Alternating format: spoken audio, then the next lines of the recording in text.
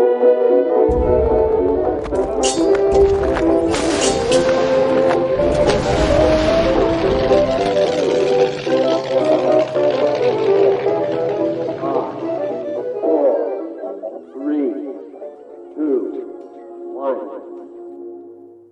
Chalke History Festival special series on history with Jackson. Hello and welcome to History Jackson, the home of accessible and digestible history. And welcome to our Chalke History Festival special series, where we'll be talking to some of the historians, living historians and performers here at Chalke about what they're doing at the festival and their work. Now, Chalke History Festival will be covered comprehensively through History Jackson, be it on our social media, our blog, and our podcast. So if you wanted to check out more and learn more about what's happening at Chalke, do head to the links in the description below. Now, without further ado, I'll leave you to our Chalke History Festival special series episode. Hello and welcome to our Chalke History Festival special series here on the History Jackson podcast. And again, we are joined by Dr. Estelle Paranque. How are you doing, Estelle? I'm doing good. Thank you for having me. Thank you very much. And thank you very much for coming on again. I'm really excited to talk to you. Me too. We have lots to talk about, always. So, we're at Chalke History Festival today. Have you been to Chalke before? I've never been, actually, and so I'm so excited to talk obviously about my new book, but I'm also giving a talk about Tudor women and the patriarchy. And I'm very excited to do this because not only I teach this at university, but also it's something that is obviously very close to my own research, with Elizabeth I, Blood, Fire and Gold, with Catherine Medici. There's a lot about the themes about patriarchy. But obviously in my new book as well, Thorns, Lust and Glory, about Anne Boleyn and her rise at court, and obviously what it meant for men who didn't really like having a woman, being so close to the king and advising him in many ways. So yes, I'm very excited about this. So why do you think it's important for us to learn about that area of history and history in the way that you approach it? Well, I think it is important for us because it helps us understand today's even politics in many ways. I mean, I still believe that it's very much harder for women to be respected as a leader. And when you look at history and when you look at how women were treated, how they had to play, the game a bit carefully. The next movie is Firebrand, right, with Catherine Parr. It's the story of that, right? It's a story of a woman who's so intelligent, way more intelligent than her husband, and who's going to have to play kind of very carefully with her ideas. But yet she's the first, female writers to be published. And she's going to have to there's a clip as well, like if you look on YouTube or if you watch a movie where she said, "Oh, it's my silly mind" and stuff. And I'm like, it's so brilliantly done because she knows that there's a strong patriarchy, there's a strong power play here. And she doesn't want to lose her head, like the other women before, especially Anne Boleyn. So why is it important? It's important to learn how women have always had to fight, to have their voices heard, and to even wonder, is it still the case today? And what can we do about it? I think it's incredibly important to look at it that way and to put these women back into the narratives, to get away from the great narratives of men that we have had dominate history. And it's been done quite a lot. Let's not lie. In the last 30, 40 years, there's lots of great academics who've done it. Carol Levin is just one on top of my head, obviously, but you have Eleanor Whitaker, who's also worked on Queens, and obviously they've done this work. In the more popular, side of it, we do have it as well. We have obviously Susanna Lipscomb, the Voices of Nim.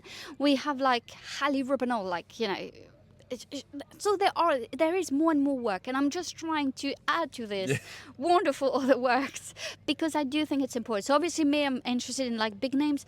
The reason also for it is because it's easier to get the sources, and Susanna Lipscomb and Hallie Rubinall will tell you more about this. It's just easier to get access to what's been said about Anne, though we don't have much from Anne herself. But when I worked on Elizabeth I, it was even easier because I did have her letters and her speeches, and there's so much to say about women and the patriarchy and women fighting to have their voices heard and women being good leaders. Yeah, I think it's important that you also mention the other people who are working on this, that we bring forward more historians who are getting these narratives out. But that's also a big part of your work as a historian, being a public historian. Yes. What is the difference between being a public historian and being an academic historian? Oh, that's a very good question and a very tricky one. And I hope I won't get fired over this.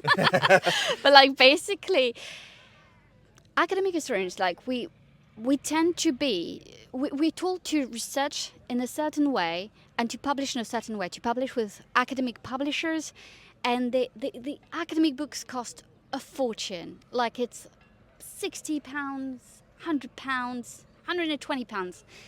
And nowadays we know how hard it is with the cost of living crisis, like to just splurge on a £120 book. And also it's written in a certain way. It always makes a clear argument, right? So with a public historian, the field is like we're free. We're free to say the things we want to say. We're free in the way we want to write it. So for me, for example, I want to write it like a novel. I use the primary sources. It's all true, but I want to make the reader come with me back in time, right? That's what I want to do. I don't write the same way when I do an academic. When I do an academic book, I'm like, the argument is, it's a bit like when you write a dissertation at, a university. Yes. Yeah. So it's a bit the same way, the argument, and then I explain to you like the first part is this, the second part is this, and that's how I prove to you that I can make my point. With public history, like there is an underlying argument as well. There is something that everyone is trying to prove. For example, with Hallie Rabanal trying to show that these 5 women, the victim of Jack the Ripper, are way more important than the murderer himself. And she does it really well. But it's not. But you dive into their lives, so it is narrative history. You are learning about them. She's not making a point at each sentences in each paragraph. That would be an academic book. So I guess the work is very different, but I do believe that they do go well together, because in many ways, and I'm going to give the credit where it's due, without the works of academic historians, lots of public historians would have nothing to really write about, because the academic historians do so much in terms of research. I'm not saying that public historians don't do it, but there is like there is even more importance and more focus on primary research, on archival research. And so the ones who are doing the same, like Susanna Lipscomb, she's doing academic and popular history, myself, and many others, we try to do it that way. And I think that popular historians really benefit from that, and academic historians benefit from popular historians and public historians, because public historians are the ones going out there. Telling these amazing stories. All these books, World War II books about, with James Holland and stuff. It helps all the World War II experts in universities, selling their courses, selling the interest in this. Though you might think that was not maybe the best choice, because World War II, who would not like World War II books, right? But still, so I think it's a really... Not everyone can be a public historian as well, because you do have to do public things, and it's not as same as actually teaching. It's not the same at all. I think it's a great argument there about public history being kind of the salesman for is. universities and academic history. And people don't realize it as much and don't put enough focus on this. But without all these books by Greg Jenner, Susanna Lipscomb, Dan Snow, Dan Jones being like a very big medieval historian, Helen Carr, the list goes on and on and on and on and on. All these great historians, it would be very hard. And university struggles. We struggle to understand the importance of humanities. But you know what's so interesting, Jackson? There's less and less interest in the history degrees at university. But there's more and more interest in history. We can see here at Chalke, more and more people are coming. It is buzzing. It is crazy. And yet, there's less and less interest in history degrees. And you know what? It's because universities are not funded well. And also that maybe young people want to actually do public history more than academic history. Yeah. And then they think that. Like, do we really need to pay £9,000 a year to get there? No, you don't. No, I fully support that argument on the podcast as well, because I truly believe it as well. So I think, even when I explain it to my friends, Nathan Amin's got a great way of saying I've stolen it, where he talks about when his friends ask what he does, he relates it in football terms. It's like Dan Jones, Cristiano Ronaldo, and so on. And I've been explaining coming to Chalke as being my Champions League to my friends. Yes. But that was a great segue with mentioning Chalke. So we're at Chalke this year. It's your first year at Chalke. What are you most looking for? If for anyone who can't see the view, this is absolutely amazing. Yes. What are you most looking forward to? I'm looking forward to my 2 talks. I'm giving 2 talks. I'm doing a school talks and a normal talk, I guess, for the public, the normal audience, general audience. With the school talk, I hope I will inspire the next generation of historians and make them understand why it's so important to discuss, women in history and put them back at the forefront and continuing that work. Because as I said, it's been done, but we need more and more. With the general audience, I just hope to really make them want to buy my book. Being really honest here.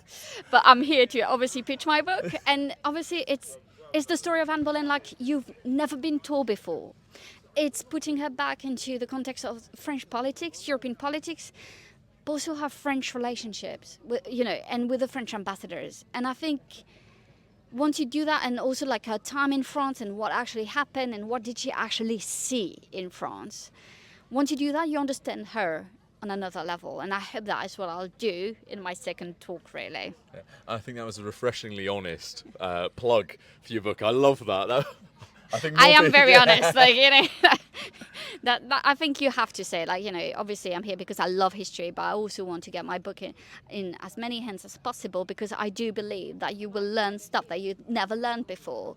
So I worked really hard for that, actually. So, why not? Why not saying it? All right, so let's get that book in more people's hands. And how can people go and grab a copy of your book?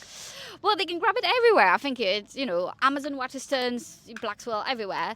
And it's really about Anne Boleyn, the betrayal. It's called the betrayal of Anne Boleyn, but it's actually the French betrayal.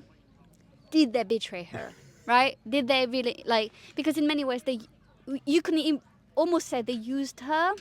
They were very happy when she became very chummy with the English king. So you can ask yourself, did they really, let her down? And I hope that, you'll learn what they actually did and what they didn't in the book. And the link for it will be in the description as always. But then how can our listeners who want to be public historians go and learn from you about being a public historian? If you want to become a public historian, you're going to have to do your work. You're going to have to analyze, first of all, you have to look at who you're looking up to. So if the big names are your thing, really analyze why and how they got where they are. And ask questions to public historians. Ask how they managed to get here. My story is a bit more complicated because I'm French, so there's lots of hurdles I had that probably lots of people didn't have. Learning the other language and everything. But also because I really wanted to be in academia. I went through, the PhD and everything. I would not advise it if you just want to become a public historian, unless you really want to do a PhD and you have the money. But I don't think that historians who don't have a PhD, like Hallie Rubinold or Rebecca Rideal or Helen Carr or Bad historians, actually I think they're great. They do great jobs, and they're very great public historians. So do we really could we please stop being so, oh my God, academic degrees are going to define your career as a public historian? No, they're not. Do you really want to do a PhD? Do it. But if you want to be a public historian, analyze what they did. Ask them questions when you meet them, and hopefully they'll be honest about it. And it's not easy. It's really not easy. No, it certainly isn't. But what career is easy? No. What you think about it. And also, with public history, you have more freedom than in a 9-to-5 job. That's also something that you need to realize about it. I mean, that's why we're here this week, really. It's why we're here this week. So the advice is to ask questions and to analyze what other people are doing. And realize that it can take time to build, and you know that, yes. Jackson? Yes. But it does take a while. It will be worth it.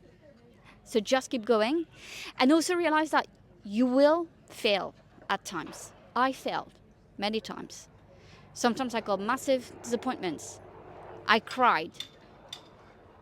What matters is what you do about it, how do you get back up, and how do you continue to pursue your dream. If your dream is to become a public historian, even if someone says no, if an agent says no, if a publisher says no, say, okay, you move on to the next.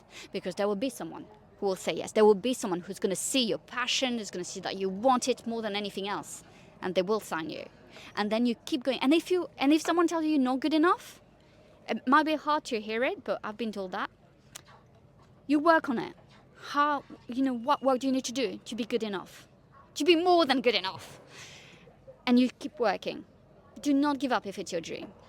I think that's great advice. And I definitely would echo all of that. because it is an awful lot of hard work, but it is truly worth it at the end of the day. Yeah, I think so. And then how can people find you online? Well, I was going to say I'm on Twitter, but I'm less and less on Twitter. I just don't like it anymore. But I'm massively on Instagram. So if you type Estelle Paranque, can I say that I'm the only one in the world? I don't want to be mean here, but that is true because Paranque is it's only my family, and I'm the only Estelle in my family. So I'm the only Estelle Paranque. So if you type Estelle Paranque, you'll find me. But I'm mostly on Instagram, posting a lot. I do post about my personal life as well. So you'll see that I'm very honest about how hard it is to be a mom of 2 kids under 3 years old. So if you don't like this kind of rawness and honesty, I'm probably not going to be your cup of tea. But if you do like it, I'll definitely be your cup of tea. So follow me. And that will be in the description below as well, so people can go and follow you. But thank you very much for coming on again. Thank you so much, Jackson.